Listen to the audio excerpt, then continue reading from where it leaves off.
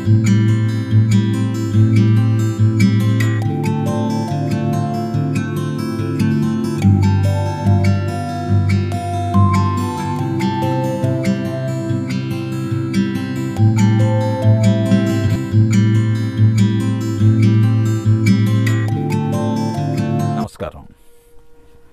శ్రీరామకృష్ణుల వారు తమ గదిలో కూర్చుని భక్తులతో మాట్లాడుతున్నారు.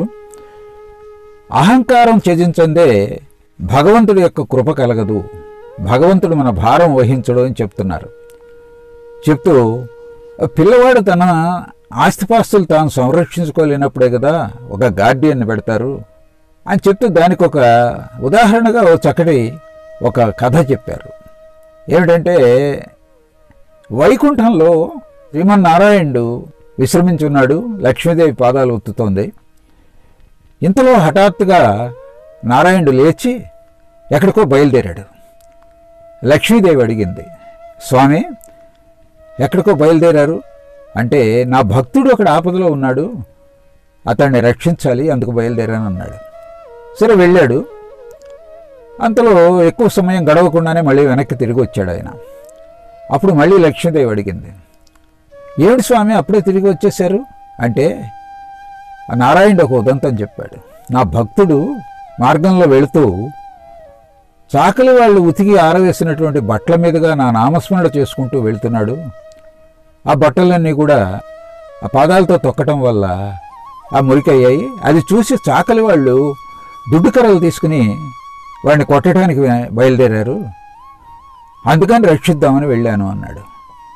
మరి రక్షించారా, అప్పుడే తిరిగి వచ్చేసారు ఏమిటి అంది. అంటే, కాదు కాదు, నా భక్తుడు వాళ్ళ మీద రువ్వటానికి రాళ్ళు తీసుకున్నాడు, అంచేత నేను అవసరం లేదని చెప్పి తిరిగి వచ్చాను అన్నాడు. అంటే తనను తాను సంరక్షించుకోవటం కూడా భగవంతుడి యొక్క సంకల్పంతోనే జరుగుతుందన్నమాట.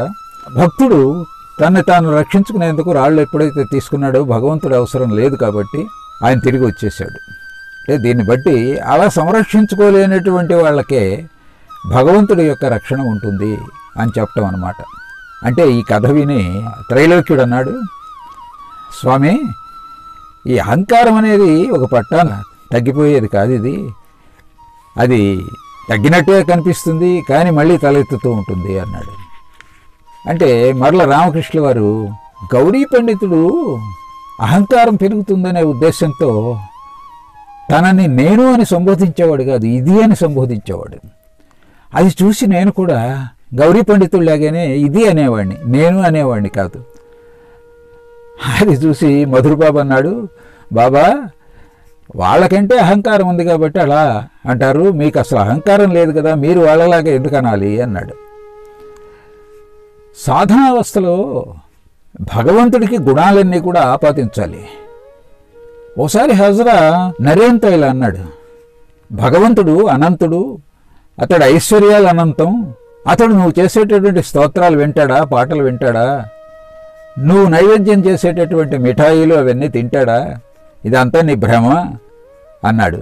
అప్పుడు నేను హజరాతో, ఓరి నీచుడా, నువ్వు ఇలా మాట్లాడితే ఈ బాలురంతా ఏమైపోతారు, ఈ భగవంతుడు ఆధారం లేకుండా వాళ్ళు ఎలా జీవిస్తారు అని చెప్పి హజరాని కేకలు వేశాను అని చెప్పారు శ్రీరామకృష్ణులు. భగవంతుడి ఐశ్వర్యాలు అనంతం అన్నమాట నిజమే, కానీ ఆయన భక్తపరాధీనుడు. మీకు సంగతి చెప్తాను చూడండి. ఒక జమీందారు కొలువు తీరి ఎవరితోనో మాట్లాడుతూ కూర్చున్నాడు. ఇంతలో అతని తోటలో పనిచేసేటటువంటి తోటమాలి వచ్చి యజమానికి నమస్కారం చేసి నుంచున్నాడు. అతడి చేతిలో ఆ కండువా కింద ఏదో వస్తువు రహస్యంగా దాచి పట్టుకున్నాడు.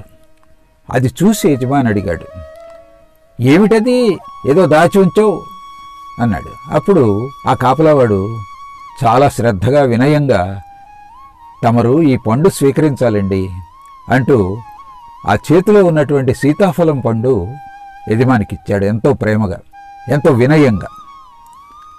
అప్పుడు ఆ యజమాని మహదానందపడిపోయాడు. తోట అతందే, కానీ ఆ కాపలాదారుడు అంత వినయంగా ప్రేమతో ఆయనకి తినిపించాలని తెచ్చినటువంటి ఆ పండు చూడగానే, ఆహా ఎంత బాగుంది ఈ ఫలం, దీన్ని ఎక్కడ కోసుకొచ్చావు, చాలా బాగుంది అని చెప్పి ఆ కాపలవాడిని మెచ్చుకున్నాడు. భగవంతుడు కూడా భక్తుడి యొక్క ఆ ప్రేమ వాత్సల్యాన్ని గమనిస్తాడనమాట. భక్తపరాధీనుడు భగవంతుడు అని చెప్పారు శ్రీరామకృష్ణుల వారు. ఆ తరువాత శ్రీరామకృష్ణుల వారు ఇలా కొనసాగించారు. సంసారంలో సుఖభోగాలు అనుభవించాలి అనేటటువంటి కోరిక ఉన్నంత వరకు కూడా కర్మత్యాగం అనేది జరగదు. ఆ సుఖభోగాలు అనుభవించాలి అనే కోరిక బలంగా ఉన్నంతసేపు కర్మ చేస్తూ ఉండవలసిందే. మీకు ఉదాహరణ చెప్తాను చూడండి అంటూ ఈ కథ చెప్పారు. ఒక పక్షి లంగరు వేసి ఉన్నటువంటి ఒక ఓడ ఎరచాప కొయ్య మీద వచ్చి వాలింది. అది పరధ్యానంగా ఉంది. ఇంతలో ఓడ లంగరు తీసి బయలుదేరింది, సముద్ర మధ్యంలోకి వెళ్ళిపోయింది. ఇది అలాగే పరాకుగా దాని మీద కూర్చునుంది. అంతలోనే స్పృహలోకి వచ్చింది. వచ్చి ఆ ఒడ్డు కోసం అని చెప్పి తూర్పు దిక్కుగా ఎగురుతూ వచ్చింది. ఎగురుతూ వస్తే ఎక్కడా ఒకడో ఒడ్డు కనిపించలే దానికి, అంతా జలరాశే కనిపించింది. మరలా వెళ్ళి మాట్లాడకుండా ఆ కొయ్య మీద కూర్చుంది. మళ్ళీ ఇంకో దిక్కుగా పడమర దిక్కుగా ఎగరటం మొదలుపెట్టింది ఆ ఒడ్డు చేరుకోవాలనేటువంటి కోరికతో. మళ్ళీ ఒడ్డు కనిపించలా, అనంతమైనటువంటి జలరాశి. మళ్ళీ తిరిగి వచ్చి ఆ కొయ్య మీదే కూర్చుంది. ఇలా మిగతా రెండు దిక్కులకి కూడా ఆ ఒడ్డు కోసం వెతుకుతూ తిరిగింది. ఎక్కడ చూసినా చుట్టూ జలమయం అయి ఉంది. దానికి అలసట వచ్చేసింది. ఇలా నాలుగు దిక్కుల ఎగిరి తిరిగి వచ్చి అలసిపోయి ఆ కొయ్య మీద విశ్రాంతి తీసుకుని ఆ ప్రయత్నాన్ని విరమించింది. ఆ తర్వాత ఓడ ఒక రేవుకు చేరిన తర్వాత అప్పుడు ఆ పక్షి ఆ కొయ్య మీద నుంచి ఒడ్డుకు చేరుకుంది. అలాగే ఈ సంసారంలో సుఖభోగాలు అనుభవించాలనుకున్నటువంటి వ్యక్తి ఇప్పుడు ఈ పక్షిలాగానే అటు ఇటు పరిగెడతాడు. కానీ అతడికి ఏ విధమైనటువంటి తృప్తి కలగదు. ఆ కామినీ కాంచనాల పట్ల ఆసక్తి చివరికి వాళ్ళకి దుఃఖ కారణం అవుతుంది. అప్పుడు భగవంతుడు యొక్క స్మరణలోకి దిగుతాడు. అప్పుడే భగవంతుడు అతనికి కనిపిస్తాడు. చాలామందికి ఈ సుఖభోగాల పట్ల త్యాగబుద్ధి కలగదు. సంసారంలో ఏముందని, 3 నాళ్ల ముచ్చట, అది క్షణికం. ఈ క్షణంలో ఉంటుంది, మరు నిమిషమే మాయమవుతుంది.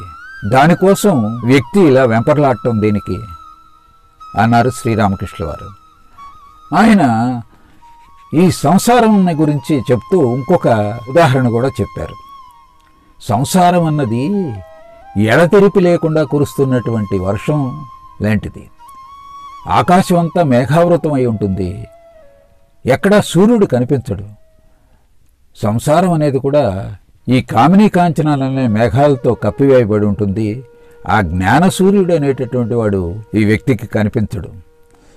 కొందరు నన్ను ఇలా అడుగుతూ ఉంటారు, మహాశయ, ఇంత కష్టభూయిష్టమైనటువంటి సంసారాన్ని భగవంతుడు ఎందుకు సృష్టించాడు అని.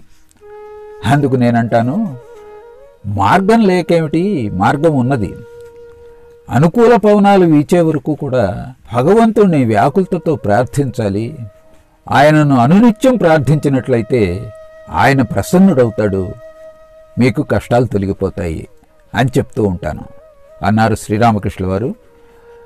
అంతలో సాయంకాల వేళ అయింది. దేవాలయాల్లో హారతుల సమయం అయింది. ఇంతలో నరేంద్రుడు వచ్చాడు అక్కడికి. అతన్ని చూడగానే రామకృష్ణుల వారు ఒక్కసారి మహదానంద భరితులై, "ఓ, నువ్వు వచ్చేసావా?" అంటూ అతని చుబుకాన్ని పట్టుకుని చాలా ప్రేమగా అతని వంక చూశారు. ఆ తర్వాత భక్తులందరూ కూడా హారతులు దర్శించుకొని ఎవరి ఇండ్లకి వాళ్ళు బయలుదేరారు. ఆ రోజు జరిగినటువంటి సంఘటన ఇక్కడితో ముగుస్తుంది. మనం రాబోయేటటువంటి ఎపిసోడ్లో మరల కలుసుకుందాం. అంతవరకు సెలవు. నమస్కారం.